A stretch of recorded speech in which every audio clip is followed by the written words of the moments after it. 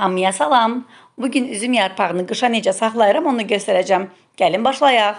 Əvvəlcə quru, təmiz və təzə yarpaqları seçirəm. 10-15 ədəd üst-üstə yığıram və videoda gördüyümüz kimi büküb bankanın içərisinə kip doldururam. Banka çalışan steril banka olsun, qapaqlar isə təzə qapaqlar olsun. Əvvəlcədən istifadə olunan qapaqları istifadə etməyin. Çünki bankanın içərisinə hava daxil olsa, artıq yarpaqlarımız çürüyəcəkdir, alınmayacaq. Bu metodu 2 ildir ki istifadə edirəm. Çox razı qalmışam. Tərkibinə duz, qaynar su heç bir şey əlavə etmirəm. Sadəcə yarpaqları kip doldururam. Sonra isə salfetkanı qatlayıb yandırıram və yanlı halda bankanın içərisinə qoyuram, qapağını kip bağlayıram. Bu işdə yoldaşım mənə köməklik etdi. Təşəkkürümü bildirirəm. Sonra bankanı ağzı aşağı halda bir gün saxlayıram.